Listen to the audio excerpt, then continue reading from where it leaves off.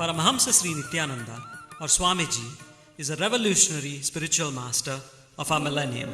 He walks on a mission to heal the world through the powers of meditation.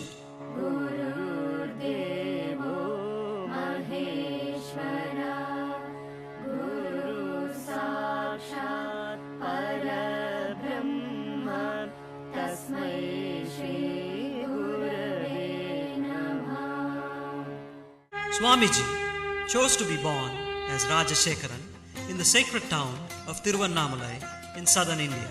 Mastering yoga and rigorous spiritual practices at a young age, Rajashekaran finally left home for the Himalayas in the quest of the ultimate truth. This quest led his feet to the holiest of pilgrimage spots and to great spiritual masters in India and Tibet. After years of wandering, study, and intense penance, the boy Rajashekaran experienced the ultimate flowering of consciousness on January 1st, 2000. Rajashekaran became Paramahamsa Sri Nithyananda. Guided by a divine vision, Swamiji set up Dhyanapita, a worldwide movement for meditation in Bidadi near Bangalore in India. At the ashram, seekers aged between 8 and 80 live and learn in the Master's presence.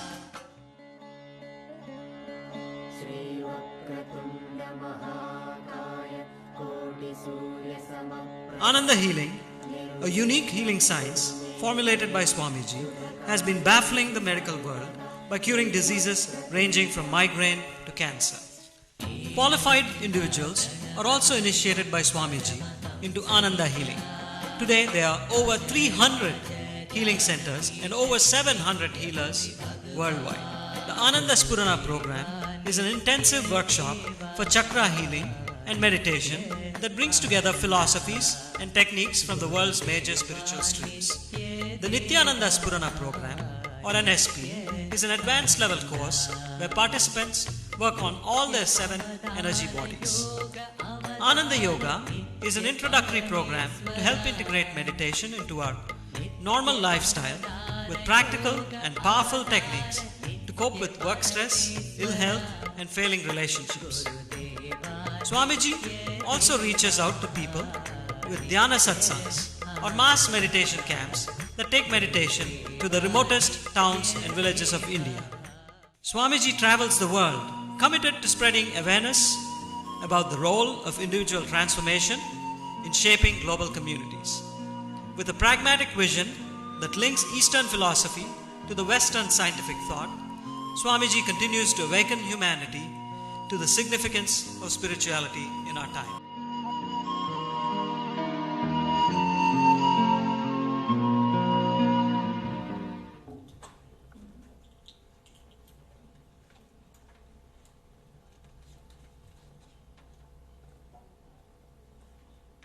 Brahmanandam Paramashivoham Kevalam Jnanamurtim Vandvadidam Gagana Sadrisam Tattvamasyaadilakshyam Ekam Nityam Vimalamachalam Sarvadi Sakshibhutam Bhavaditam Trigunarahitam Sadgurum Tam Namami.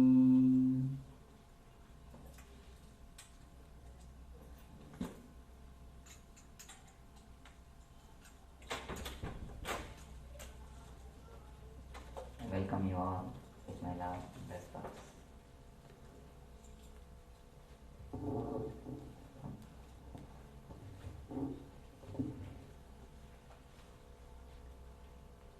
The discourse topic is, what more do you want?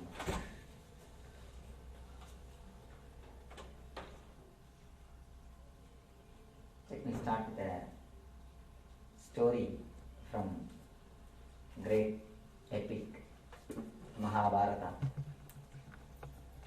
the greatest book ever written on the planet Earth.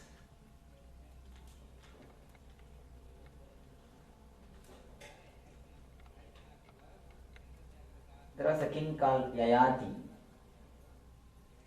in olden days living. After the full 100 years of enjoying the world, enjoying his kingdom, all the pleasures, all the comforts, all the joys of the world, physically, mentally, and in all the other forms. After the 100 years, Yamadharma, Lord of Death, came to take him. He invited him, please come, it is time that you leave the planet Earth. King said, no, what is this? Suddenly you have come. You did not even give a notice. You have come. Please give me some more, a small extension.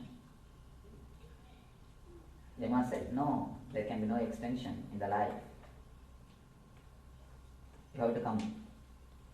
Yayadi begged him, please allow me to live. I am the king. The country needs me. Finally, Yamadharma said, all right. If any of your sons are ready to give their time, their life for your sake, you are allowed to live on the planet Earth. Immediately he called on son. The son gave his whole life. So Yayati's life was extended 100 years more and son died immediately. Yayati enjoyed 100 more years. The same way of life, enjoying all the pleasures of kingdom, living. Again after 100 years, Yama appeared. Again Yayati started pleading, please, it is too short. You have come very quickly. Please give me little more time.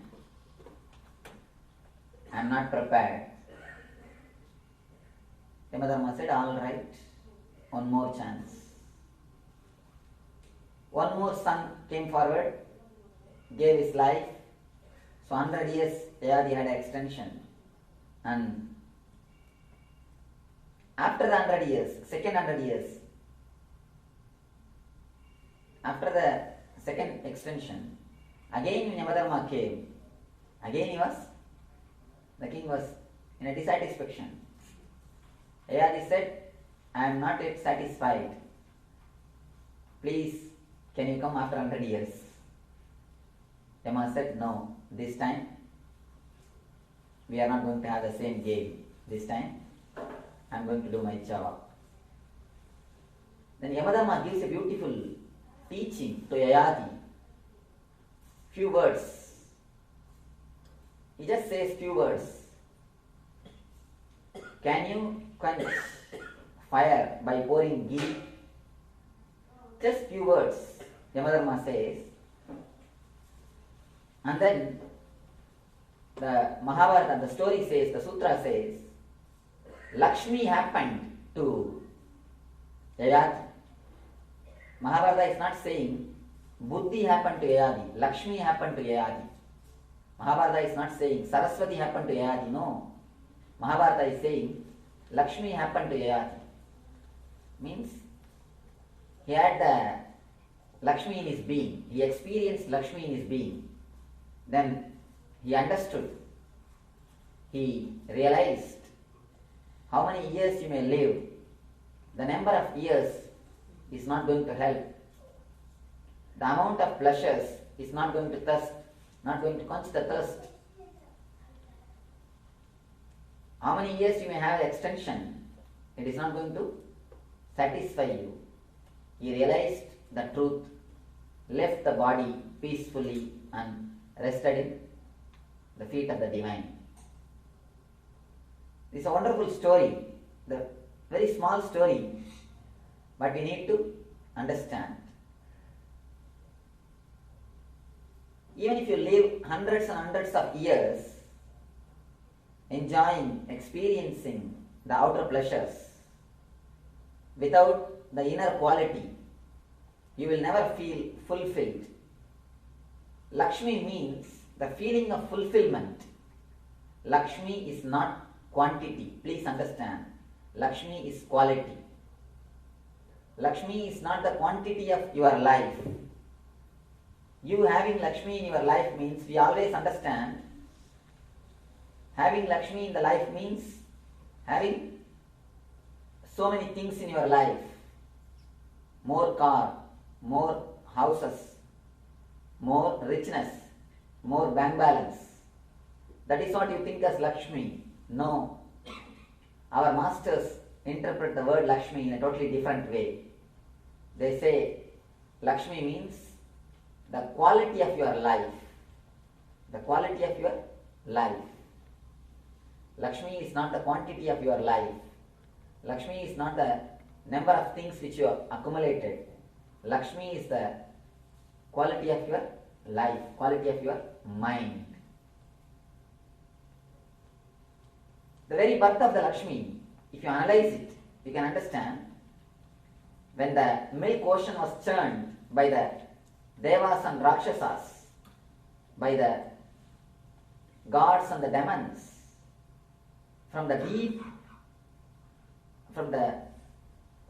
inside, from the ocean, she came out.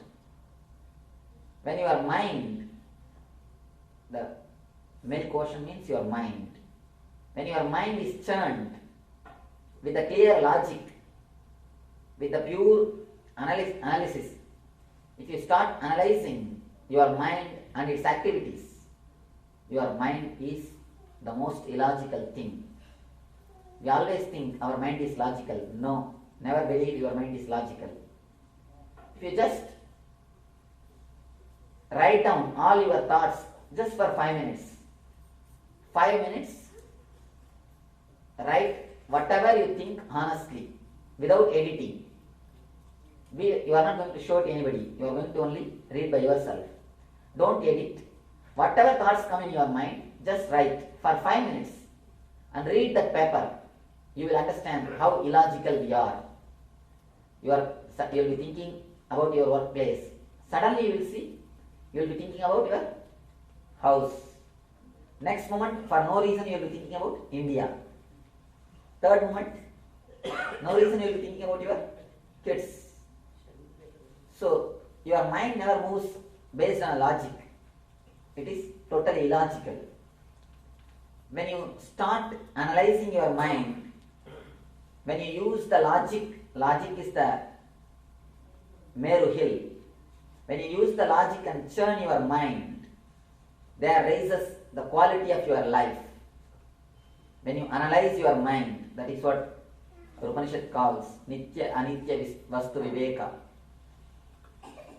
Analyzing which is eternal and which is not eternal. Analyzing which is right and which is wrong. That is what I call by the word logic. If you start analyzing which is right and which is wrong, which is going to be permanent, which is going to be temporary in your life, from that analysis, a intelligence will raise, a new quality of life will raise. That quality of life is what called Lakshmi. Lakshmi is the quality of life, feeling fulfilled. Most of the time you can see your house is filled with everything, but your being is not fulfilled. Filling your house is very easy, but fulfilling your being is what is real Lakshmitva. Lakshmitva means fulfilling your being. But our mind always works only towards more. It works only in the logic of, only in the line of more. By very nature, by the innate nature the more can never be fulfilled. More can never be fulfilled. Have you seen any single person who has fulfilled his more? Never. More can never be fulfilled. Because it goes on in the horizontal line. There are two dimensions in our being. One is horizontal. What next? What next? What next? Shankara says beautifully, Tatakim, Tatakim, Tatakim. What next? What next? What next? As long as you are moving in the horizontal line of what next, more, more, more, it will never end. You will run, run, run, run, run till you drop in your graveyard. The travel from more to more to more is traveling towards the graveyard. It can never be life. It is a slow death. It's almost a slow death. A small story. A guy was sitting in a bar drinking. There suddenly he saw a old lady from Christ's Salvation Army going from table to table and advising the people not to drink, to clear their life from the bad habits. He somehow tried his best to avoid eye contact with her, but unfortunately she landed upon his table. Started advising, "Oh son, don't you realize what you are taking is a slow poison?" This guy said, in a irritative mood, "I know I am not in urgent."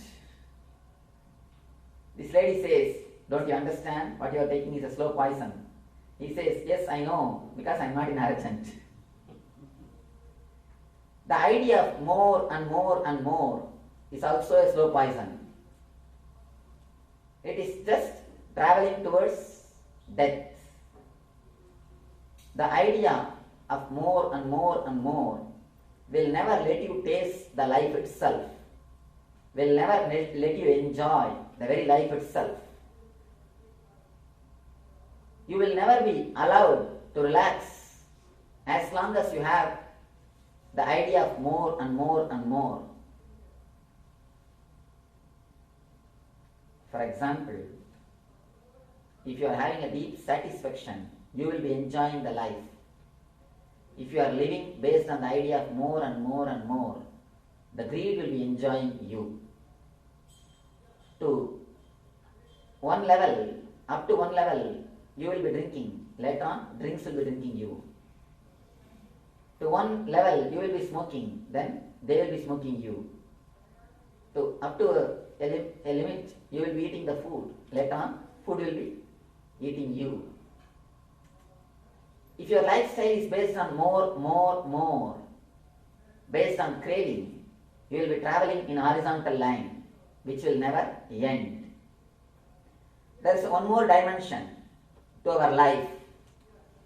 There is one more dimension to our existence.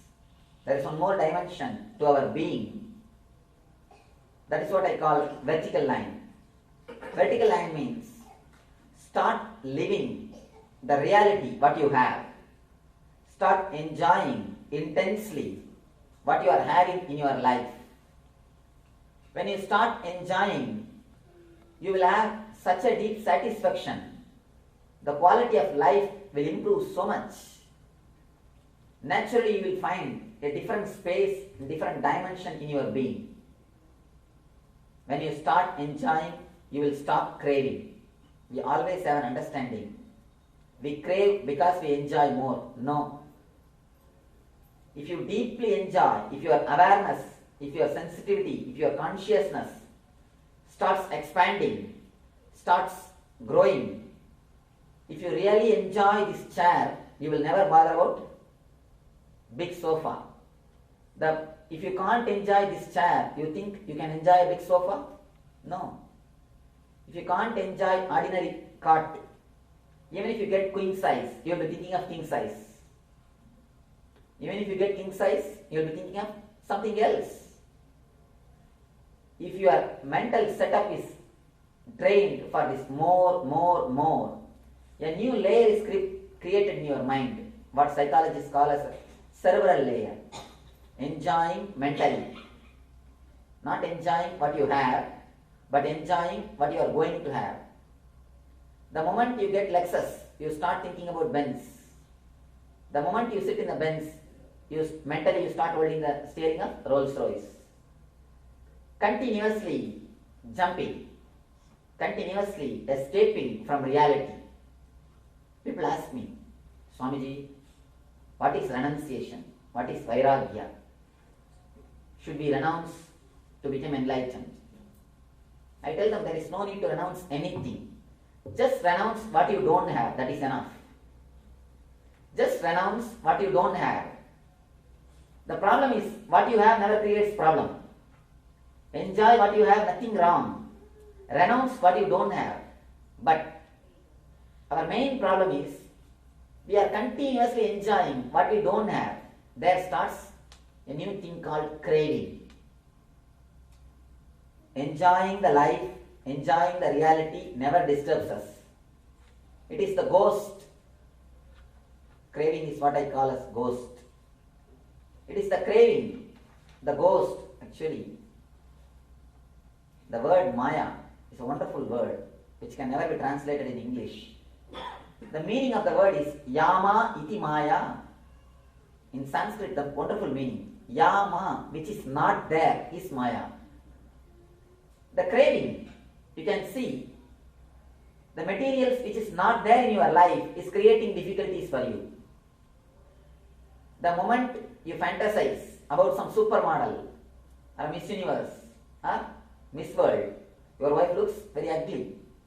Your husband is looking very ugly. The things which is not there in your life is creating troubles in your life. You can see in the regular life, people come and ask me, Swamiji, should we renounce this? Should we renounce that? Should I become a Swami to realize the truth? There is no need.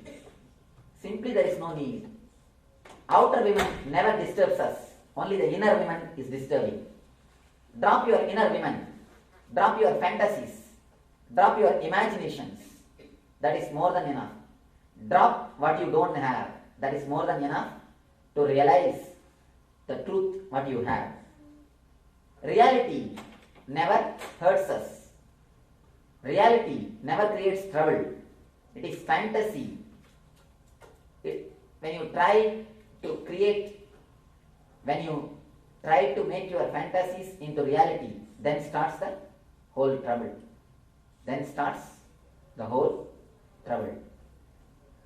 When you drop the idea of more, when you start living the present moment, when you start living inside your boundary, people ask me, Swamiji, what do you mean by the word start living inside the boundary? Then are we living outside our boundary? If you analyze deeply your life, early morning, if you are in your house, your mind will be in the office. You will be thinking about office. If you are in the office, you will be thinking of evening, beach or restaurant. If you are in the restaurant, you will be thinking when I will go back to my house to rest. If you are in Wednesday, you will be thinking of weekend. If you are in weekend, you will be worrying about the Monday. The moment the Monday starts, you will again start thinking about the weekend. If you analyze, one thing is sure, if you are here, your mind is not here. If you deeply look, your mind never stays in a place where your body stays. That is what I call the lifestyle of more. You are just running without even knowing the goal. Rat race. The big problem in the rat race is even if you win, you are a rat. Nothing more than a rat. When you run with all your energy, with all your speed, you forget to enjoy. You forget to live. You forget to have the Lakshmi in your life. Again, you should understand, Lakshmi is the quality, not the quantity. The lifestyle of more and more and more and more and more leads to death. This lifestyle, another option, living inside your boundary, that is what I say, living in the present moment. Living in the present moment creates a new kind of mental setup, new kind of mental structure, what Vedantists call as a cognitive shift. The cognitive shift happens in your being. You start living more intensely, with more awareness, what Buddhists calls Zen, what we Vedantists call as cognitive shift, are living from moment to moment, living deeply centered on your being, living deeply centered on your very life itself. When you start living deeply centered on your being, centered on your very life, life feels like a blessing. So much of fulfillment, so much of joy, such a deep ecstasy. Life opens a different dimension for you. Instead of continuously feeling dissatisfied, feeling threatened by desires, you should understand this word, threatened by desires. The moment desire happens to you, you feel a deep uneasiness in your being. You can see the moment craving starts in your being, you feel a deep uneasiness, a deep uncomfortable feeling in your body, in your mind. If you observe, you can very clearly feel the moment the craving starts, the moment a desire starts, you will have a deep uncomfortable feeling in your body and mind. Because if the desire is fulfilled, the problem is you will start thinking, oh, when I will have it again, when I will have the same joy again, or will this joy leave me? If it is not fulfilled, a deep craving, hangover feeling. So if it is not fulfilled also, problem. If it is fulfilled, again, problem. So the moment desires enter into your being, the moment craving enters into your being, you become off. One side which starts craving, the other side which starts working for it. You become a schizophrenia. And half of your mind is visualizing about the thing which is supposed to happen, about your desire. The half is living the real life. The gap between the reality and your imagination is what I call tension. Tension, immediately, the moment you become half is a reality, half is a imagination, immediately tension starts happening in your body, in your being. There are only two kinds of lifestyle. One is living with the word more. Another one is living with the joy, this. Only two words.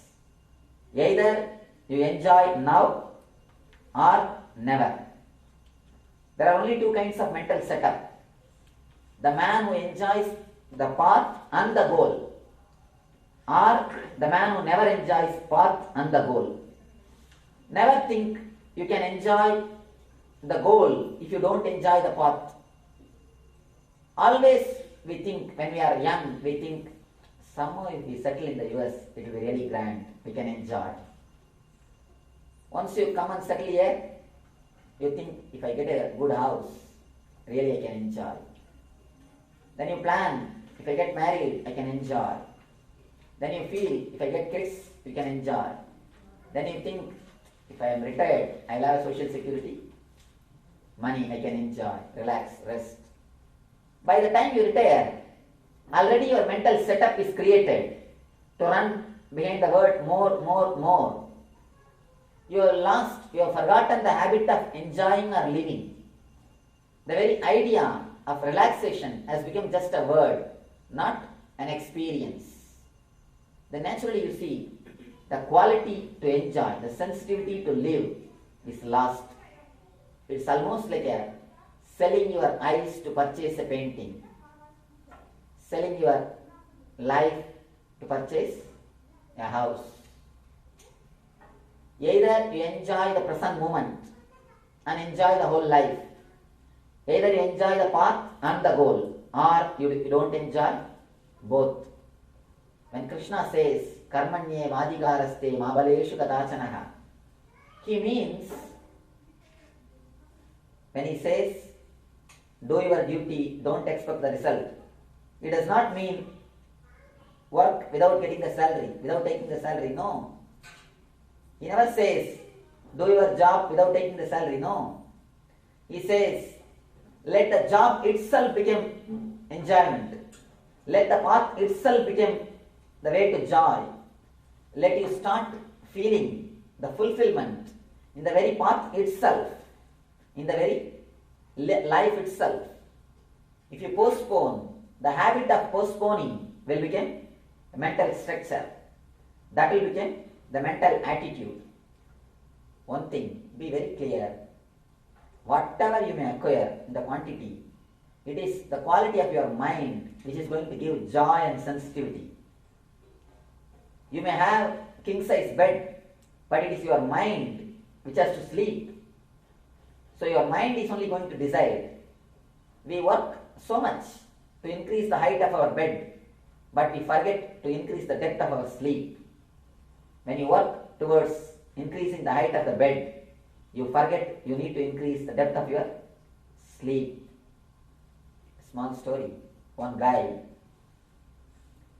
wanted to do 3 works when he goes back to his house. So he never believes his memory. He always thinks he forgets things. So he made 3 knots in the kerchief. Went back to the house. Did 2 works. He remembered 2 things to be done and did. 3rd thing somehow he was not able to remember.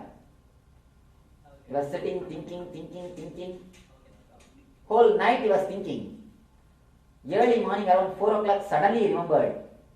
The 3rd knot he made, thinking I should go and sleep nicely.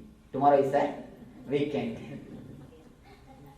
Thinking that I should sleep, he made the 3rd knot. But when he was trying to find out what for he made the 3rd knot, he lost the whole sleep. Our whole life is wasted just like this. You plan to enjoy, but you never enjoy. If you don't have the quality of mind, even your weekends, what will you be doing? You may have a weekend, you may just change the place, but you are carrying the same restless mind, same restless attitude. What can you enjoy? You can never enjoy anything unless you have new quality of life, unless you work on the quality of your being. The immediate thing which we need to work is the instrument with which we enjoy the life, not the quantity of things which we acquire. One important thing you should understand. The moment you create a sensitivity in your being, even ordinary water looks like amrita. Ordinary water will taste like amrita. That is what the Purana says. There is a beautiful sutra in the Kathopanishad. If you give all your things away in the Vajpaya Yajna, you will become Indra. Based on this sutra only, the Ujjastravas, he starts doing the Vajpaya Yaga to give away all his properties. Originally the Upanishad sloka means, if you sacrifice everything, you will become Indra means. If you sacrifice the idea of having more and more and more, your whole being will enter into a new sensitivity. It is not the outwardly things. Don't think if you give away your house and if you give away your properties, you will have that quality. No. If you give away the idea, if you drop the idea of craving, you drop the idea of having, if you drop the idea of more and more and more, you will have a different space, you will have a different sensitivity to live, to enjoy what you have. There is a beautiful story in Buddha's life. A great king called Aparasanjita. This king goes to Buddha. Wife of the king is a relative of Buddha. The wife of this king is a relative of Buddha. From the very young age, the queen is associated with Buddha and she knows about the quality of Buddha. Even after becoming enlightened, the queen used to go and have the darshan of Buddha. So the queen was continuously inspiring the king, please go and see the Buddha. Just see what kind of human being he is. Why don't you just have a look? Why don't you just check out? The king decides, all right, let me go and see who is this Buddha. Of course, he doesn't want to go as an ordinary person. He wants to show he is a king. So he takes all the best diamonds from his treasury. Queen says, don't take diamonds. He is not the man whom you think. Take at least few flowers. He may accept the flowers, but never the diamonds. King says, all right, let me take both. Diamond and flowers, both. In one hand, jewelry box filled with diamonds. In the other hand, plate filled with flowers. He goes to see the king, see the Buddha. King goes to see the Buddha. But his mind is thinking, let me show my greatness by giving both these things to Buddha. He goes, there Buddha is sitting in front of 10,000 disciples. The moment he entered the Buddha's court, he was about to offer the diamonds to Buddha. Buddha said, drop it. The king was shocked, but no other way, because 10,000 people are sitting. He dropped that diamond. And he was about to offer the flowers. Again Buddha said, drop it. He dropped the flower also. He felt like a stupid in front of a big crowd. Again Buddha says, drop it. Now it is too much. The king was not able to understand. He said, what are you talking? I am not having anything in my hand. I already dropped the diamond. I have dropped the flowers. What you are asking me to drop? The senior disciple of Buddha, Sariputta, was standing nearby. He says, Buddha is asking you to drop the idea of more and more and more. He is not asking you to drop diamonds or the lotus. Diamonds are not even worth dropping. He says, drop the idea that these things have got value. Drop the idea that diamond has got a special value. That is what Buddha wants you to drop. Not the diamond itself. There is no need to drop the diamond. Even dropping the diamond means you have the fear that it is a valuable. Unless I drop all these things, I cannot become enlightened. No. Not even dropping the diamond, but dropping the attitude, it has got value. That is what Buddha says by the word drop it. Sariputta says beautifully, Buddha is telling you to drop your ideas about what is valuable and what is not valuable, which is great and which is not great. Buddha is not asking you to drop the physical things. He is not asking you to drop your kingdom. He is asking you to drop your mind, your idea. So understand, it is not the quantity of things, it is quality of things. First thing, neither running behind the idea more, nor dropping your outwardly comforts is going to help you. It is dropping the idea of more and more only is going to help you. Bring your mind to present moment, to live the life in the moment to moment, to live the life with joy, with bliss, with ecstasy, more intensely, more consciously, with more awareness. When you are drinking water, drink totally. When you are eating, eat totally. When you are walking, walk totally. When you are driving, drive totally. When you are sleeping, sleep totally. A great king goes to a Zen Buddhist master and asks him, Master, I heard that you always live with joy and bliss. What's the technique you practice? Please teach us. Master says, technique. I know only one thing. When I eat, I eat. When I sleep, that's all. King asks, then what do you mean? Are we not doing the same thing? Master says, yes, surely you are not. Look into your life. When you eat only, you will be planning about all your future, or worrying about all your past. When you eat, totally eat. When you sleep, totally sleep. You will see your whole life will become a worship.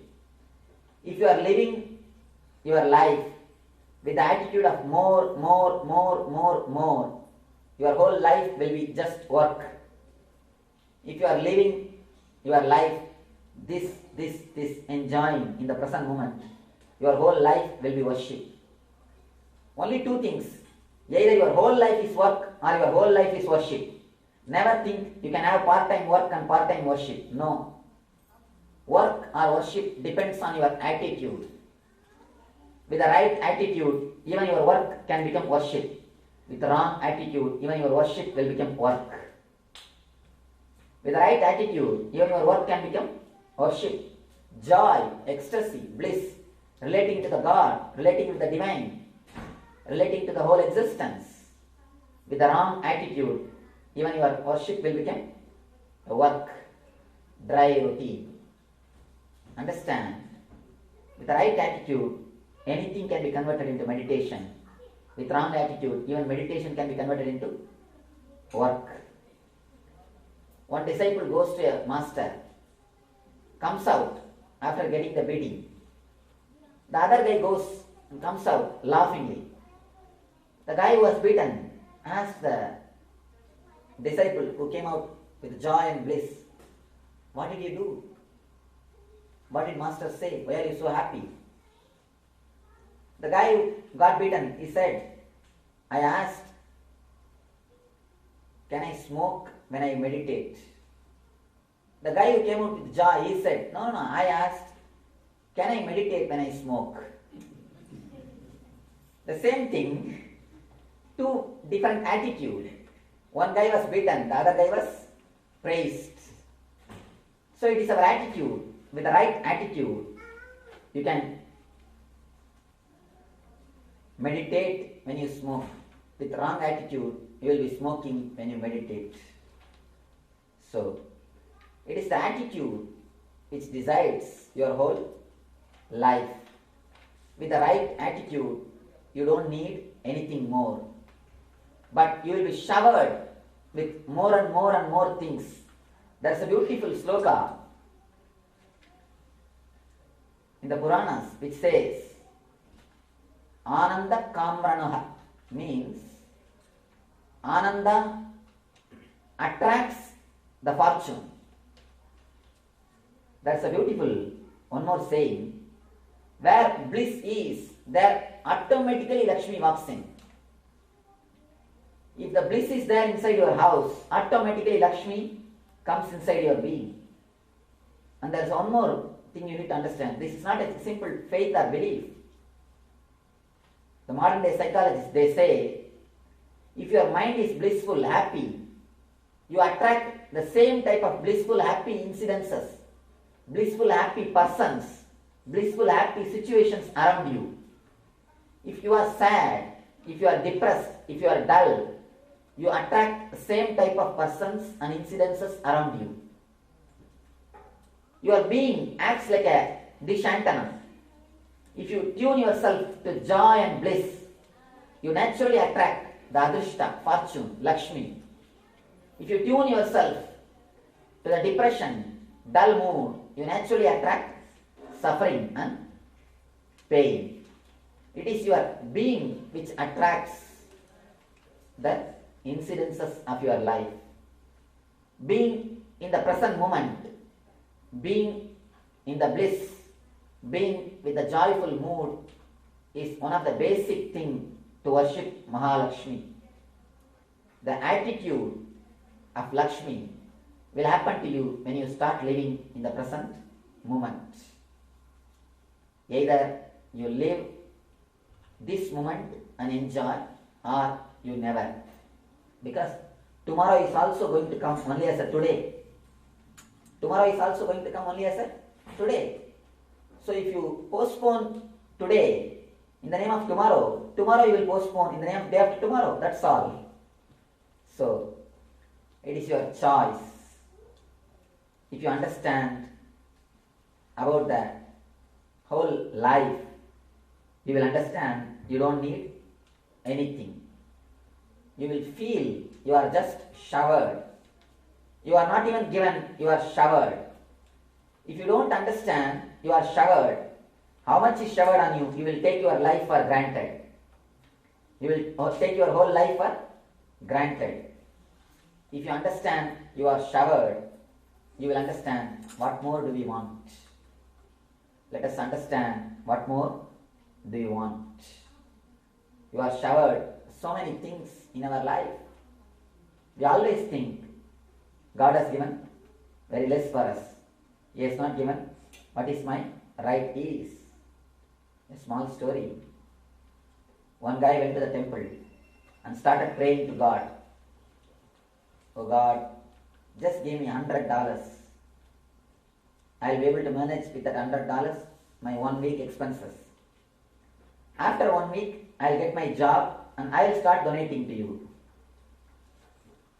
The priest heard the prayer and really felt compassionate towards that boy, towards that young guy. So he put $50 in a cover and went near him, gave that cover to him and told, see, God has asked me to give this cover to you. Please have it. The guy ran to his house, opened the cover, saw $50 and started praying, oh God, next time when you send money, please send directly. See, the priest has taken away half of it. We always think what is not given, not what is given. He never bothered the $50 which is given to him. He started bothering about the $50 which is not given. So when you understand how much life has showered on you, you will understand what more do we want. When you don't understand whatever life has showered on you, you will never understand even after entering into the graveyard. Even after entering into the graveyard, you will think, oh, next guy has got a good flat. Next guy has got good sight. My tomb is not as big as his. Either you understand now itself, what more do we want, or never. Understand what more do you want. Your life will be filled with bliss, ecstasy and joy. Let you experience the bliss, eternal bliss. Thank you.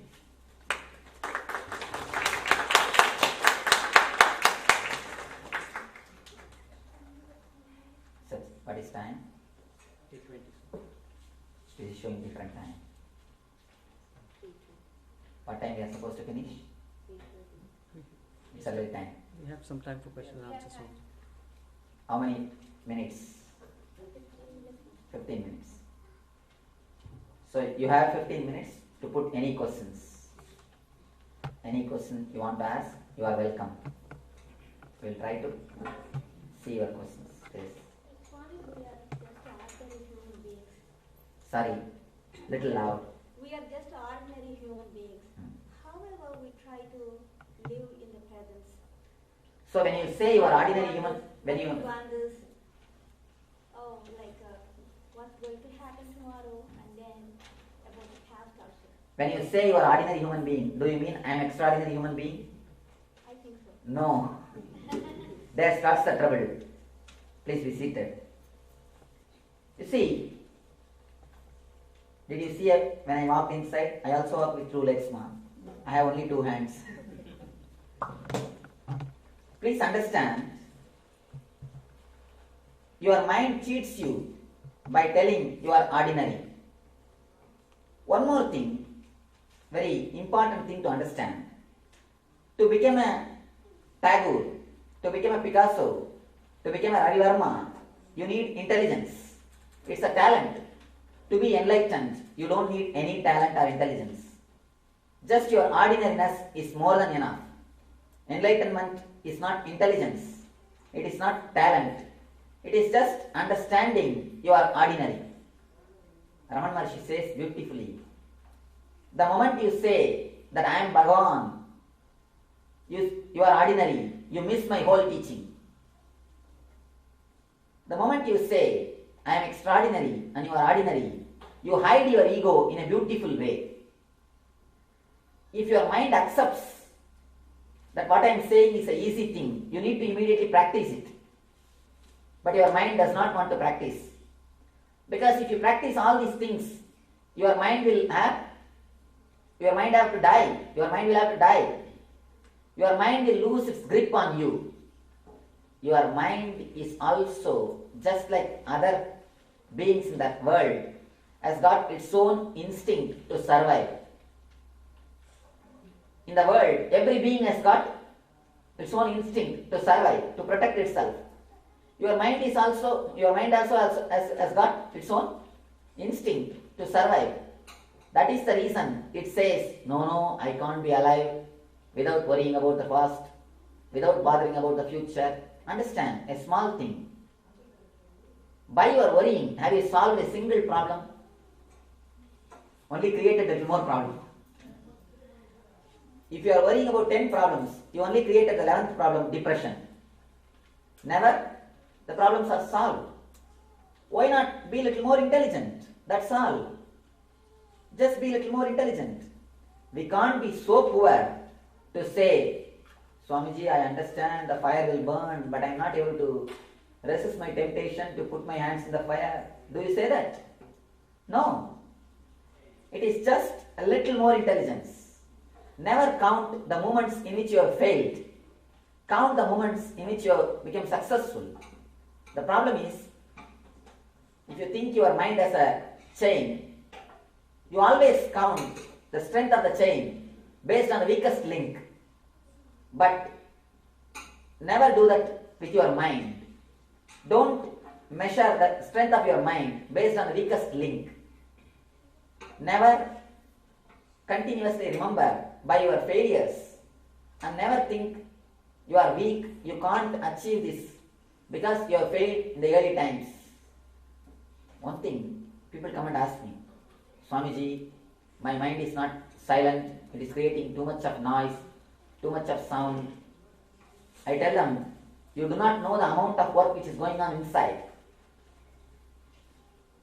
Now the computer people, the artificial intelligence people, they say, if we have to do 1/100th of the work of the mind, the data collection and data processing and giving the solutions, 1/100th, we need 3-story building computer. And the noise will be one full industry noise. So much of work is going inside such a small place with so much of silence, practically no sound. So don't think your mind is too much of noisy. First start understanding. Some way you can also proceed. Some way you can also progress. Don't bother about 9 times which you failed. Bother about 1 time which you are successful. That's a beautiful saying. 9 times if you are failing and only one time if you are achieving the success. Then increase the trial as 100 times, then 10 times you will have success, that's all. Now you are trying 10 times, 9 times you are failing. Once you are achieving, then increase the number of struggle, increase the number of trying or increase your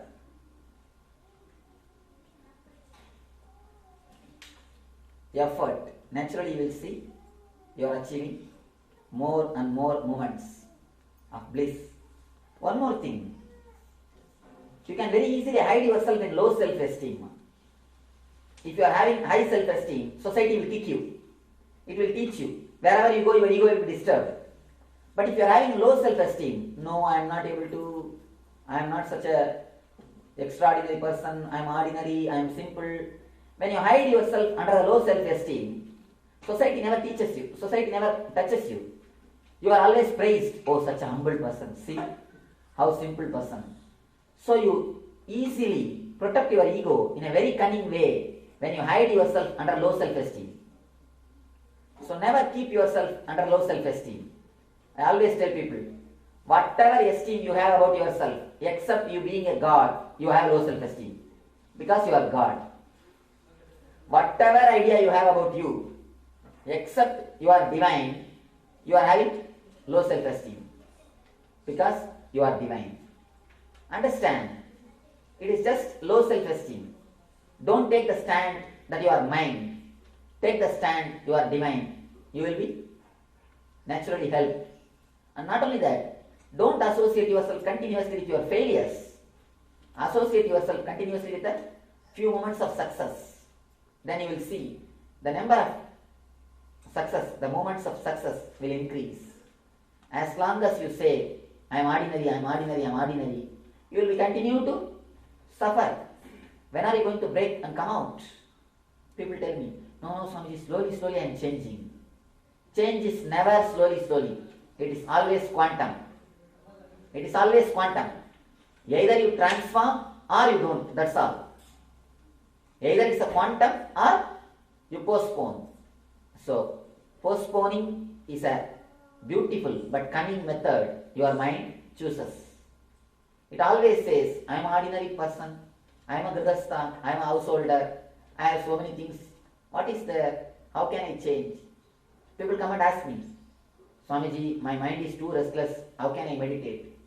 It's like, I am too sick, how can I take medicine? If you are sick, only then you need medicine. If your mind is too restless, only then you need meditation. If you say I am an ordinary person, only then you need these teachings. These teachings of living in the present, the effort to live in the present is necessary if you think you are ordinary person. If you are extraordinary, you don't need these teachings. If you say you are ordinary, you need to practice with 120% effort. Try it. This time? You said that you should not always go beyond more and more and more. But if you are not going on doing that, then there will be no development or no improvement. One thing, when you start really enjoying your being, you will start expressing 10 times more creativity than you are expressing now. As on now, half of your mind is running behind more and more and more. Understand one thing. 80% of your energy is spent only in Icha Shakti. Thinking of more and more and more. Only 20% is spent in Kriya Shakti, creativity.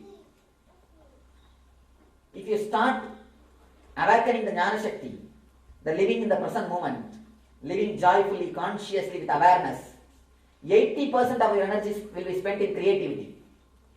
You will start creating, and only 20% will be spent in just spending in a vague thoughts, in imagination. Understand? When I say drop running behind more and more and more, I say drop the mind which runs behind more and more and more. I don't say, I am not telling you, don't get a bigger house, don't make a bigger bank balance, don't make a big car. No. I am not telling you to drop the diamonds. I am telling you to drop the idea of having more and more. When you drop the idea, you will see, you will be more creative, you will be more productive, you will be more active than you are now. A small example, which is just empty race. I always tell people, bothering about this more and more and more is housekeeping in dreams. Do the housekeeping in reality. Please don't do it in the dreams. By bothering about more and more and more, you are doing housekeeping in dreams. When you are doing the housekeeping in dreams, you forget the reality. You forget to clean your house. All our struggle, if you look little deep, you will understand. I am not telling you to become enlightened. I don't even say you become enlightened. Just look little deep, skin deep into your mind. Take 3 days as a small experiment. Take these next 3 days just for a small experiment. Just for next 3 days, drop all your worries. Surely by dropping your worries for 3 days, you will not lose your job. You will not lose your house. You will not die.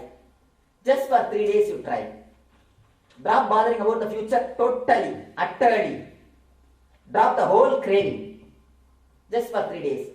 After 3 days, if it did not work out, please pick up your craving again. I don't say no. Just for 3 days, try this as a simple experiment. When I say, I am not even asking you to believe me. I am just saying you, take this as a hypothesis and try to work.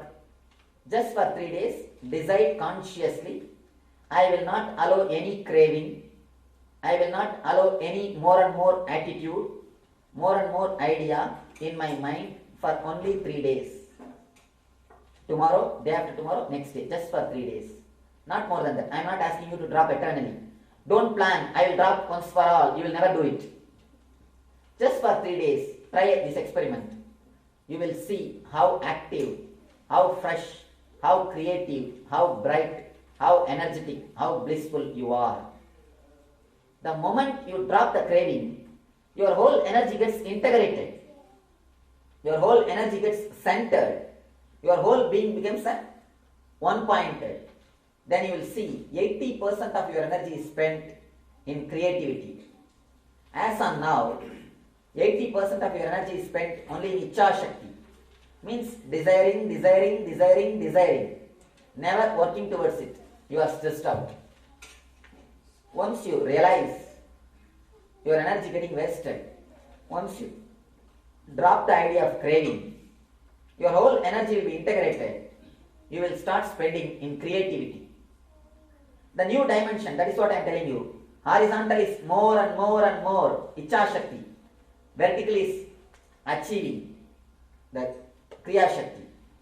Now you travel only in the horizontal line. That's why you are tired. If you start traveling the vertical line, you will understand you are in a different space. Your being is traveling in a different space. You are in a different level. Just take this as a small experiment for 3 days. Of course, in 3 days I am not leaving Dallas. After 3 days you can come and catch me. What did you teach? I am here to answer you. Just take for 3 days. Drop your cravings totally. Drop your more and more attitude totally. And 3 days surely you will not lose much. Even if you lose, you will not lose much. 3 days is worth trying. Try.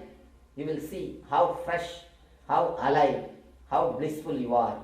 Then you will see how much of your energy is wasted, continuously getting wasted in Icha Shakti instead of Kriya Shakti.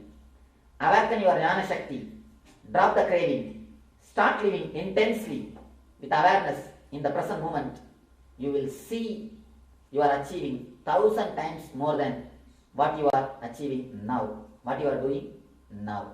Because it is your mind which supplies energy to you. If you are stressed out, how will you create?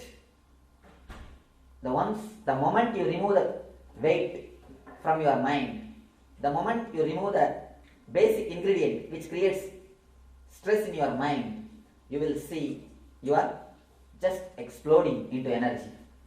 You are just exploding into creativity, the Kriya Shakti. Thank you.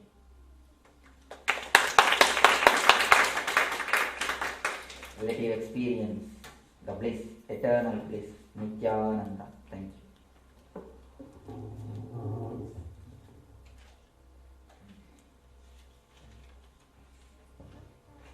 Just wanted to thank Swamiji for the wonderful discourse and for sharing his wisdom with all of us. And the temple administration for allowing this wonderful event to happen. Tomorrow Swamiji will be back in the temple at 7 o'clock. The discourse topic is need or greed. During Swamiji's week-long visit to Dallas area, he's also this Saturday and Sunday conducting a 2-day meditation workshop where Swamiji is going to spend time working on all the 7 major energy center of chakras. Swamiji will be cleansing and energizing those energy centers that will help us in our physical, mental, psychological and spiritual growth. If you need more information, there are some flyers as far as the details of the program. Now Swamiji would be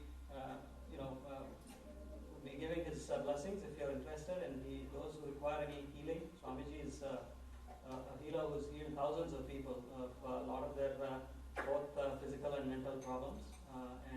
Please you can form a line and take his blessings if you like, and if you need any special healing, he'll be able to heal. Thank you.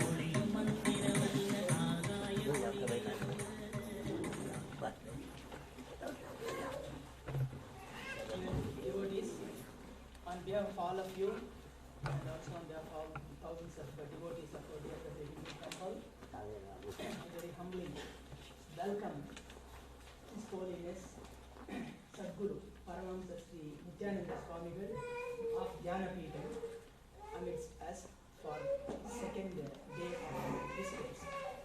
All of us are truly blessed that Swamiji really agreed to come to the temple and address all of us and share his wisdom and thoughts on spirituality. And yesterday, you listened to the enlightening lecture by Swamiji on what more do you want. And today, we are going to hear about an equally interesting topic, need and greed. Once again, on behalf of all of you, I extend a hearty welcome to Swamiji. And as a token of our appreciation, on behalf of all of you and on behalf of our temple, I would like to offer.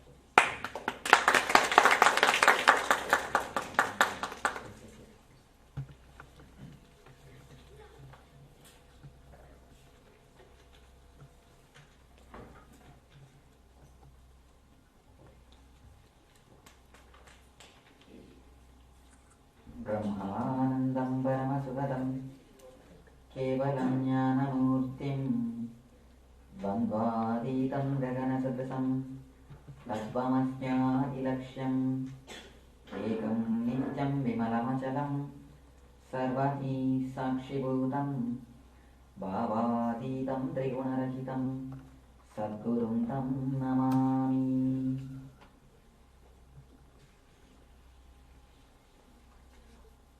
I welcome you all with my love and respect.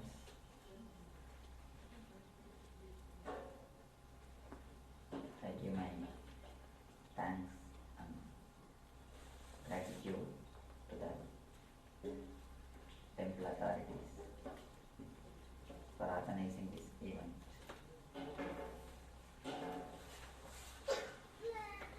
Today's subject is need or greed. There is a wonderful statement from Mahatma Gandhiji. We have enough of things to fulfill the whole world's needs, but Even the whole world cannot fill single man's greed.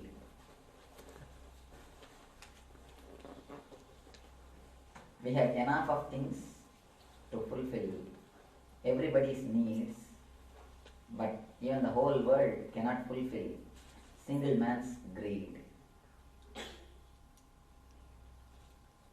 I think only a person like a Gandhi can give this type of statements. The very person is a representation or representative of this ideology. His life is a living scripture. His life is the expression of this saying. What he said, he lived. Of course, he is one of the greatest human beings. Apart from a political leader, there are so many other dimensions for him. Only India can boast that it has got ideals like Gandhi. Every country is represented by their ideals, by their leaders. Only India can boast we have an ideal who is a man who preached and lived non-violence. All countries make only warriors as their leaders. All countries represented by the great warriors. Go around and see all the representatives are leaders of the countries. They are warriors. But here is a country which is represented by a man who died saying, don't punish him, don't punish the guy who killed me. He says, even in the last moment, don't punish the guy who killed me. Even in the last moment, is concerned for the other. Even after giving his life, is concerned for others to the extreme. Living religion is easy thing, but living the religion at the moment of death is not an easy thing. Gandhi is a person, he lived his religion even at the time of passing away. Even when he was shot, his lips uttered only Ram, Ram, nothing else. Only he can give this type of statements. Now let us analyze this statement. Need or greed. The whole world has got enough of stuff, enough of things to fulfill everyone, but it cannot fulfill single man's greed. In Jainism, there is a beautiful concept. According to me, whether it is fact or not, we don't know, but it is truth. You need to know the difference between fact and truth. There are so many things which is yet to become fact. If it is already analyzed, if it is given in the form of facts and figures, you call it as fact. If it is already proved by some scientist, some theory, some analysis, we call that as a fact. There are so many truths which is yet to be discovered, which is yet to become fact. Just because it is not yet become fact, you can't say it is not truth. Before the gravitation theory was discovered, before the theory of gravity written, do you think that gravitation force was not there? No. Even before Newton, gravitation force was there. Newton made it as a clear theory. Newton has made the truth as a fact. The truth of gravitation was there, but Newton made it as a fact. So there are so many truths which is yet to become fact. Just because it has not yet become fact, you can't say Those things are not truths. In Jainism, there is a truth. Mahavir says, when you come down to this planet Earth, the total amount of food which you will eat throughout your life is sent to this planet Earth. And the energy to fulfill all your desires are given to you.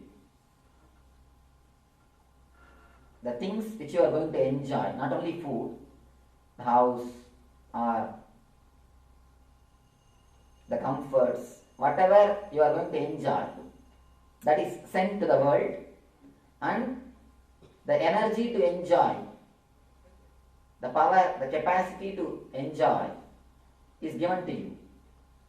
The moment you land on this planet Earth, you have capacity to enjoy what you are supposed to enjoy according to your karma.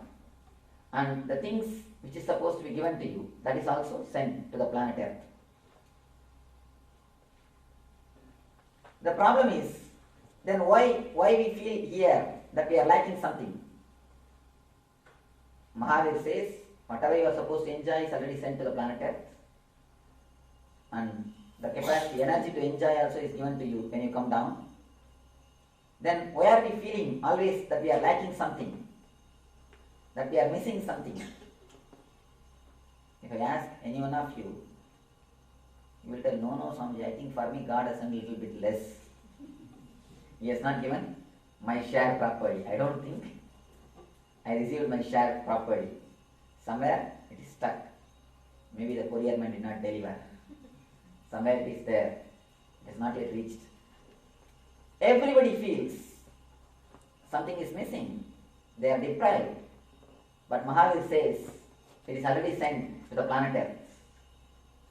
What happens? Then why are we feeling that we are deprived? Why are we feeling we are missing something? The problem is, after coming down to this planet Earth, you start seeing from others what others are enjoying, what way others are living, and you start picking up the desires from others. You start picking up your desires from others. You don't work out only your desires. You start gathering others' desires also. For example, from here you go to mall to get a refrigerator. You take enough of money, go there to get a refrigerator. After going there, you meet one of your friend. She is purchasing a color TV and a new oven. So many other things for her house. You slowly feel, I should also have a color TV. I should also have little more jewelry. I should also have better clothes. Instead of purchasing a refrigerator, you purchase so many other things.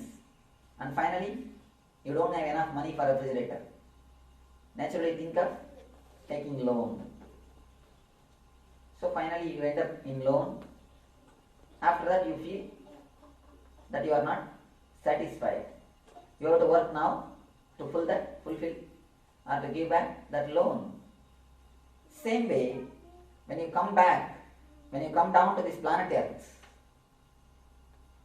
when you come back to this planet Earth, when you come, you bring only few desires and the power to fulfill those desires. After coming here, when you start seeing the people who live around you, from them you start picking up many more desires. If your colleague lives in a different way, you think, I should also have the same lifestyle. If your brother lives in a different way, you think, yes, I should also have more richness, more wealth. Seeing others, you start picking up the desires. You start changing your lifestyle. The main problem, you have enough of energy to work out your desires, your life, but you don't have enough of energy to work out somebody else's desires, or somebody else's thoughts. In one life, you can work out only one life's desires. If you try to work out others' desires also in your life, naturally you are creating more pressure, more stress, more greed for your being. That is why you feel continuously your time, your energy, your money is not sufficient for your life. That is the reason we feel something is missing, something is lacking. I am not having what I am supposed to get. The problem is you have increased your desires after coming down. The number of desires is increased. The energy which you brought is actually enough, sufficient to live your whole life. But when you start living, you start accumulating more and more and more desires. If your brother brings AC to his house, your house temperature increases. Unless you also get the AC, you feel something is missing. There is a continuous running, continuous comparison, continuous jealousy. From the very young age, you are taught to compare. From the very young age, you are taught to compare. According to me, somehow if we can avoid only one thing, that labeling the kids as a A, B, C grade, if we can avoid that one thing in our education system, we can eradicate more than 80% of violence and misery from the planet Earth. The moment you start branding, labeling the kids, you teach them how to compare, how to feel jealous. The seeds of living with comparison and jealousy is sown in them. We think if there is no comparison, how to grow, Swamiji? How to progress? According to me, nobody can progress by comparing. Each being is unique. He has to flower in his own line. If you compare, you may grow as he is growing. You may progress as he is progressing, not as you are supposed to be. The big problem in the rat race is, even if you win, you are a rat. Even if you win, you are a rat, nothing more than that. When you run based on others' style, naturally you end up only in suffering. A small thing you need to understand. There are some kids who are masters of visualization. You will see they will excel in painting, art, poetry, dancing. There are some kids who are masters of verbalization. They will excel in language and logic. There are some kids who can excel in maths, in other field. But when you grade them, you try to generalize them. When we try to generalize them, naturally we sow the seeds of miseries in them. Either we give them low self-esteem or high self-esteem. Low self-esteem and high self-esteem, both are troubles. Both are going to create violence in them. The guy who is having low self-esteem will try to throw stone. The guy who is having the high self-esteem will try to suppress. Seeds of violence is sown, seeds of misery is sown in the kids, inside the heart of children when they are graded as A, B, C. There starts first seed. From the very young age, you are taught to compare, to compare, to compare.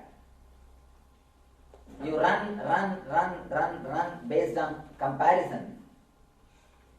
When you run based on comparison, naturally you pick up the attitude of violence. You try to pull others' legs. You learn all the technical methods to stop others. The more you learn to compare, naturally more you become cunning, more you become crooked, more we become logical. We may hide with beautiful words. No, Swamiji, unless we compare how to grow. But all our idea, you may hide with different kinds of words, but the truth is truth.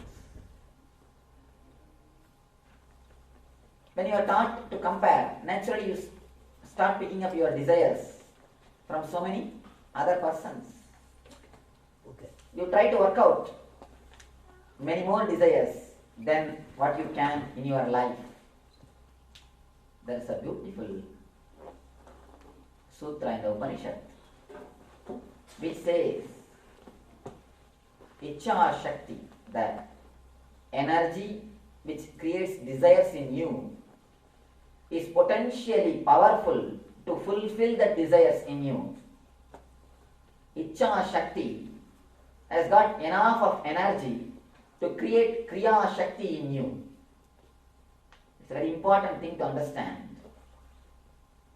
It says, if you have the desire to possess a house, the very desire can express enough of energy to create a house in your life. Very strange theory, but our rishis are declaring it. I think very courageous declaration. They say, because you are Purna, because you are God, your existence, if you have the sankalpa, if you have the desire, you have the power to fulfill it also. Then why are we feeling so many times in our life that we are not able to fulfill what we want in our life? Then why are we feeling we are missing something? The problem is you don't work only to fulfill your desires. You try to work to fulfill somebody else's desire also. If you want to have a house, and if you work out your desire, naturally you will see, you will be able to work it out. But by and by, you start picking up all others' desires, and you start working out their desires also. There starts the problem. Now next question arises, how to find out which is my desire and which is others' desire? Which is my desire and which is others' desire? The Upanishad answers beautifully. Your desire means, even when the desire is there, you will see only energy happening to you. You will not feel uncomfortable. You will not have uneasiness in your life. The very desire will give you the joy, will give you a juicy feeling.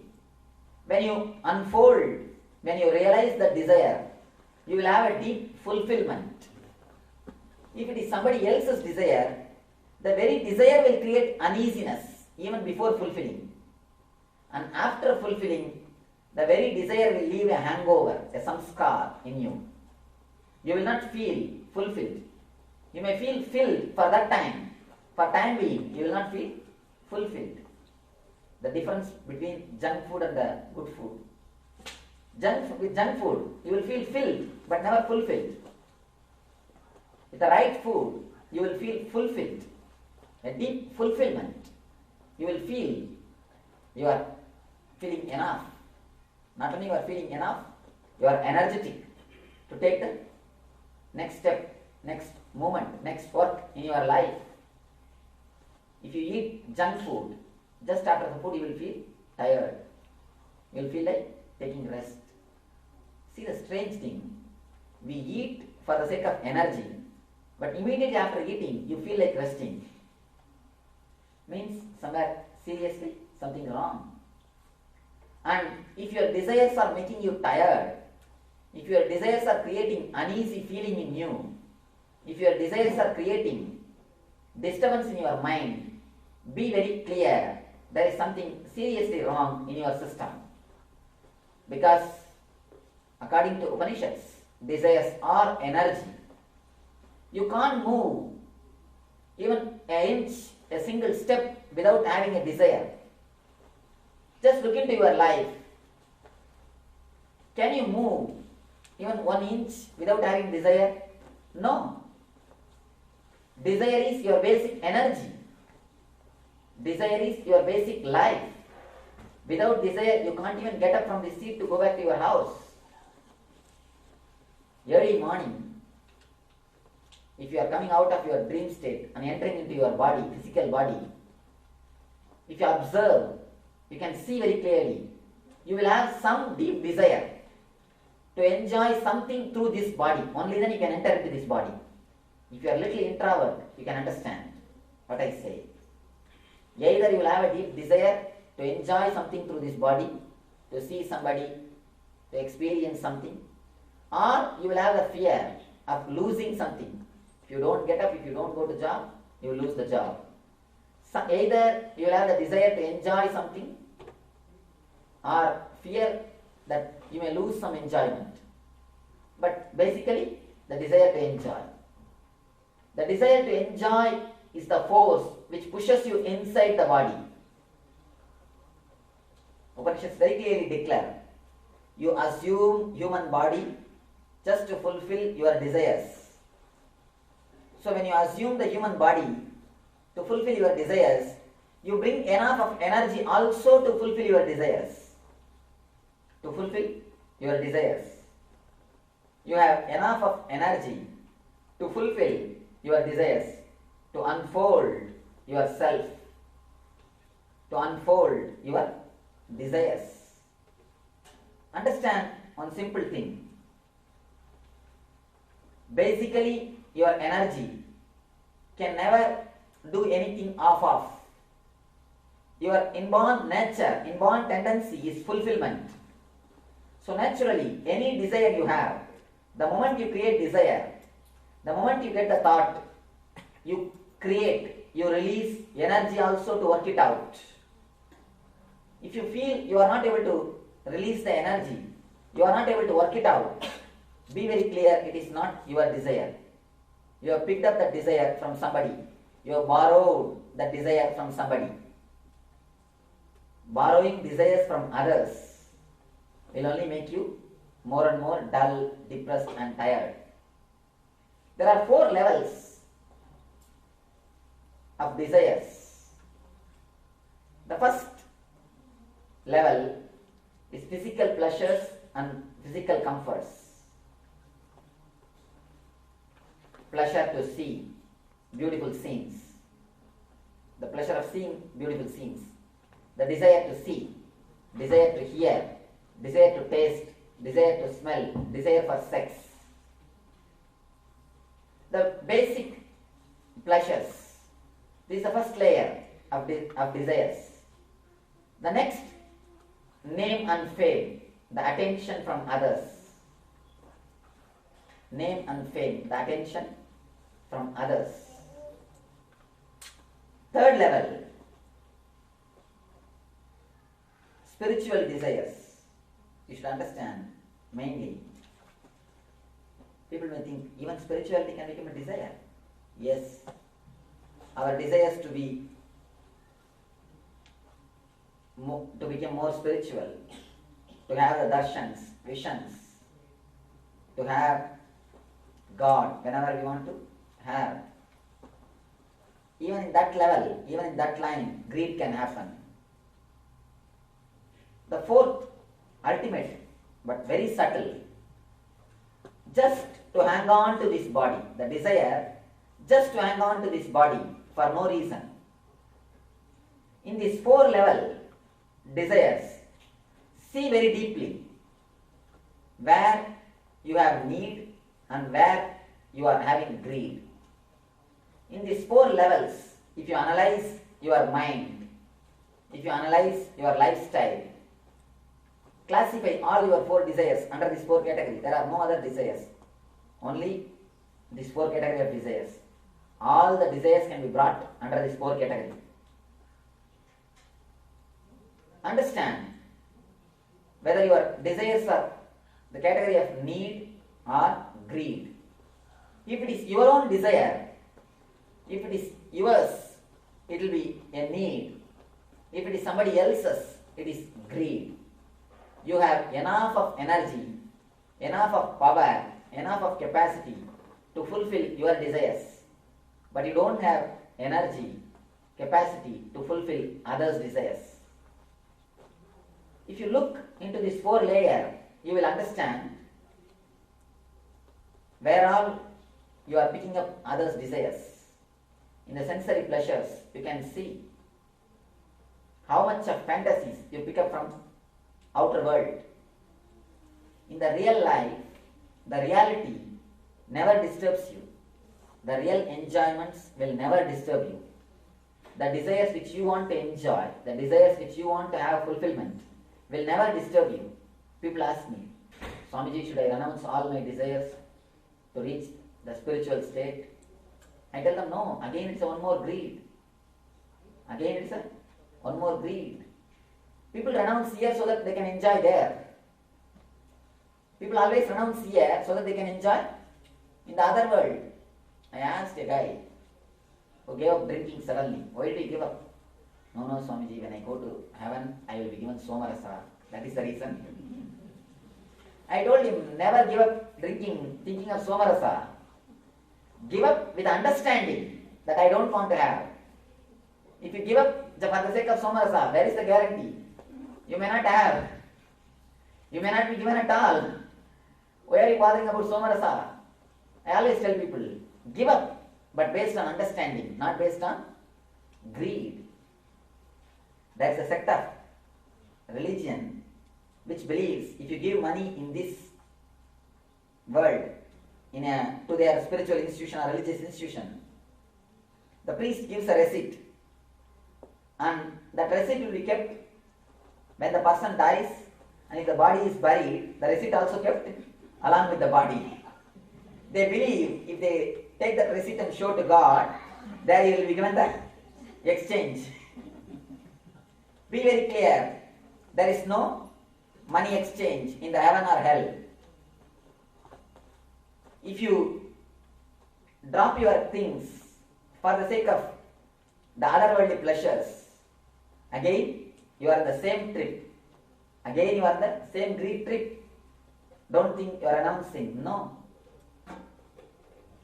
Look into your life deeply. In how many places you replace your greed with beautiful words. Most of the time you can see. Even all our prayers are nothing but bargains. All our spirituality is nothing but bargain. I heard one guy was praying, "Oh Mahalakshmi, please give me $1 million in lottery. I will put $100,000 in your hundi. If you don't believe me, deduct that 100,000 by yourself and give me only the remaining portion." All your prayers are nothing more than simple business.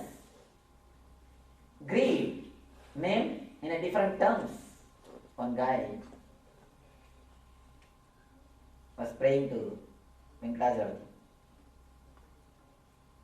"Oh God, if I become successful in my business, I'll put one share." He has got 3 partners. We will make you as a 4th partner. One share we'll put it in your hundi. Some of Venkateswara works. That much I saw. He does his job properly. I never seen anybody having loss or any difficulty when they go to Venkateswara. Because a great enlightened master, Konganava, he installed a special energy in that area. So you can see it's a real Bhuloga Vaikuntha. It is not a simple place where you can fulfill only your desires. It is a spiritual energy. In front of a projector slide, if you keep a slide, the slide will look in reality. If you keep a temple slide, you can see the temple. If you keep an actor slide, you can see the actor. If you keep an actress, you can see the actress. Just like that in front of Balaji, if you keep your thoughts, you can see them in reality. They will become reality. Because there is a projector light. Any thought you keep, whether it is good or bad, the problem is you pray and finally get into trouble. Most of the time we don't even know what should be asked. We pray something and he fulfills it. Then we are in trouble. Then you are in trouble. Anyhow, he never misses. That much I have seen. He always fulfills. Whether it is good or bad, that is your responsibility. Anyhow, these guys had a good profit. It came. Only Venkatacharya's share came 1 crore. Now problem starts. If it is just 5,000, 10,000 rupees, they don't mind putting in ondi. That is a big money. Among the 3 partners, one guy said, why God needs so much of money? After all, we have children. He doesn't have any issues. Why he needs so much of money? The second guy said, yes, after all, we are the children of God. Why not enjoy a little bit as a God's prasadam? Third guy said, yes, what you said is right. We will convert all the money into gold and make a small undi. We will throw everything up. Whatever falls inside the undi, we will put it in the undi. Whatever falls outside, we will take that as a Balaji's prasad. The next guy said, no. Whatever falls outside, we will put it in the undi. Whatever falls inside, we will take it. Third guy, very intelligent guy, he said, we will throw everything up. Whatever God wants, let him take. Whatever falls, we will have it. After all, God is there above. All your prayers, you can see, is nothing but the projection of your greed. That's what I say. Even your spirituality is nothing but greed. Look, what all the ways you feel and you try to hide and you try to decorate your greed. First level fantasies. If it is your desires, you will never feel tired. You will never feel dull. You will never feel depressed. Have you seen any single animal suffering by obesity? Of course, natural animals never suffer. If they are pet animals, they suffer because they pick up the habit from you. No, the wild animals never suffer. Have you seen a single natural animal who is suffering, who is having headache, who is going to psychiatrist, who is having depression medication, who is suffering due to obesity? No. They have plenty of food, continuously available. They have everything, but they never suffer. Why? They work out only their desires. But in our life, we continuously pick up desires from others. Continuously seeing McDonald's advertisement is just nothing but picking up the desires. You are bombarded with fantasies. Continuously, the idea is put inside your mind. So naturally, when you see a Starbucks board, you think, let us have a coffee. You don't think whether you need or not. You never ask your body, do I need? No. Just the board. Immediately the inspiration. To stop your car, to have. See in how many levels continuously you are exploiting your body for the sake of your greed. Actually, we always blame our body. Oh, because of my body, because of my sensory pleasures only, I wasted my life. Never blame your senses. Never blame your body. Your body is actually intelligent. Your body is actually natural. The problem is your mind. Problem is actually your mind. Never think your body disturbs you. It is you who disturb your body. See how many times, how many nights you torture your body. Your body begs you to give a little rest. It is closing and it wants to sleep, but you sit and watch football match. And you are sitting in front of the cricket match. You sit and watch the football match. You sit and watch the cricket match. And I am surprised, especially these Indian fools. They think that cricket is patriotism. The idea of patriotism is associated with cricket. Please understand, if at all your country has to be represented, it can be only by 11 enlightened masters, not by 11 fools. I am not blaming the people who are playing the cricket. They are good people. Surely they have not done anything wrong. They are good guys. But they cannot be representative of your country, your culture, which is thousands and thousands of years old. If at all you have to be represented, you should be represented by Shankara, Ramanuja, Vivekananda, Ramana Maharishi, not by 11 fools. But somehow the idea of patriotism and cricket is associated. Basically the game is promoted by underworld. Understand? Of course, I am little open. I am bringing the truth. Even though it hurts, it is truth. Never think at least your country can never be represented by some players.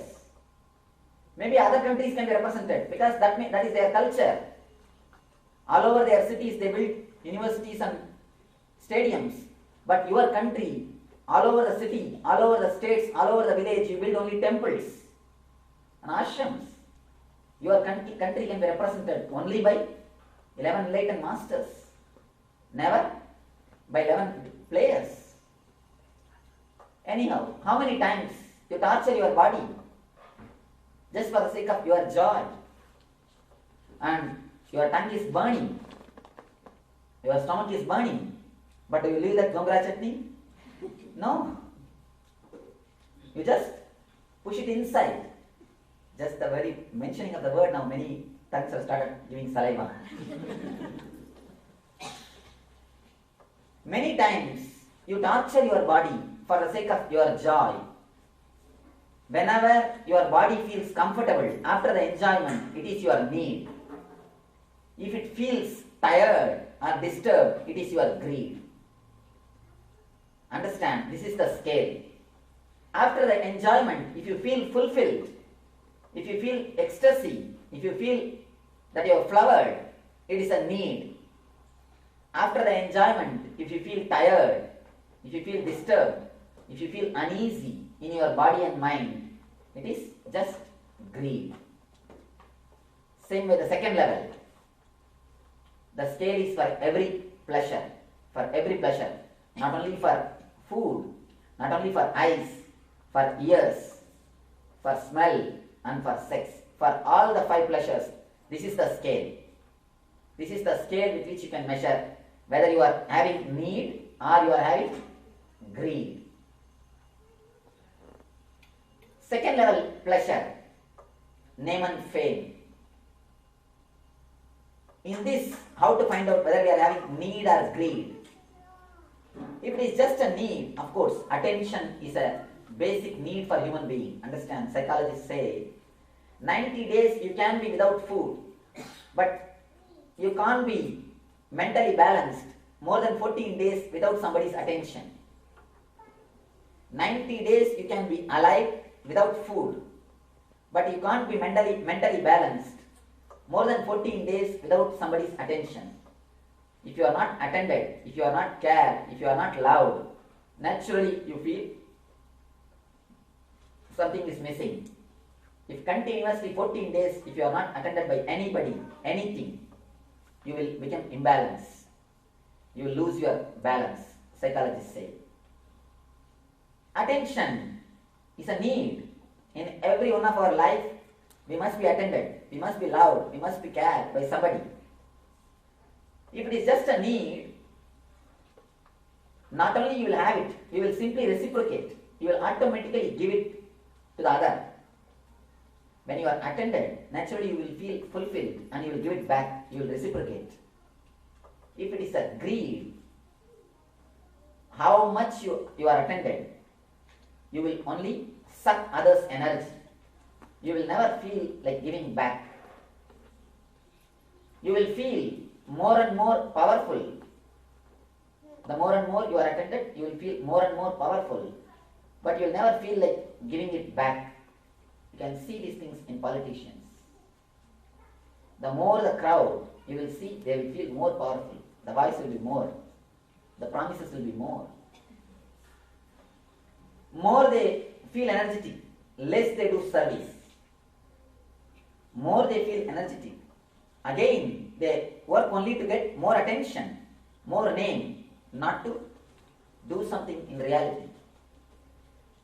Attention need and attention greed. Attention need is usual, should be there in your life, will be there in your life. Attention need is the basic instinct which created the family system. You give attention to her and she gives her attention to you. Both of you help each other to live happily. That is the vow you take when you marry. When you marry, you take the Saptapadi. In that, there is a vow. Till the end of my life, I will support whenever you mentally feel depressed. And the other person says, I will support you whenever you feel depressed. The problem is nowadays none of us know the meaning of all these mantras. Only Purohits get married. Never we. There are beautiful vows which you take in the time of marriage. According to Hindu system, there is no divorce. Please understand. Hindu marriage system never accept the concept of divorce. You don't have divorce in our Hindu system. You take the oath in front of Agni on the food which you intake. Food, that's why you offer the rice. Annam, Agni, Akasha and Devatas. Finally the Jadaragni which digests the food inside your being. You say till this Agni becomes cold, means till you die. I promise that I'll keep up these vows. So in Hindu system there is no divorce. Divorce is neither socially nor spiritually accepted in the Hindu system. When you marry, you take this oath. I'll give all my attention, all my love, all my care to her. And she takes the oath in turn. Let me give my attention, my love and my care to the other person. If you are really in attention need, you will have and you will give. The problem is, again, you get the greed. You have attention greed. Attention greed can never be fulfilled. Even if you have the attention of the people, you will never feel fulfilled. You want only more and more and more. People, why do you think people die to become celebrities? They do all sorts of things to become celebrities. Why? Because the attention greed can take you to any extreme. For the sake of attention greed, you take anything. If you have the attention greed, before getting attention also you will have the deep fear. Oh, will I get or not? The moment you start getting the attention, name and fame, you will have a next fear. Will I lose it? Will I lose it? Will my name be spoiled in some way? Will I lose this attention? Will I lose this name and fame? You can see, before achieving and after achieving, both the time, they will have continuous fear. I always tell the people, celebrities are the slave of slaves. Never think leaders are leading you. You are leading the leaders. Mass is always leading the leaders. Never the leaders the mass. It is you who lead them. If you go near and live around any celebrity, if you see them in their close vicinity, you will understand how much of fear they have about you, about the mass. I know intimately many politicians and many celebrities. I have seen their life. That is why I am telling you. If you live in their vicinity, close vicinity, if you know them very intimately, you will understand how much they are afraid of you, the mass. We always think leaders are leading the mass. No. Mass is only leading the leaders. Because without you, they can't be celebrities. Their whole energy, whole life is based on you. If you are not there, they can't be any more celebrities. See, a Paramahamsa is a Paramahamsa, whether you are there or not. He is in ecstasy. He is there. For somebody to become a Paramahamsa, he doesn't need citizens. He doesn't need fans. But for somebody to become a politician, he needs citizens. For somebody to become a celebrity, he needs fans. So it is totally dependent on you. It is not dependent on their individual energy. So it is you who guide them. If you have the attention greed, again you are in the same rut of getting more and more people and maintaining more and more people. To get and to maintain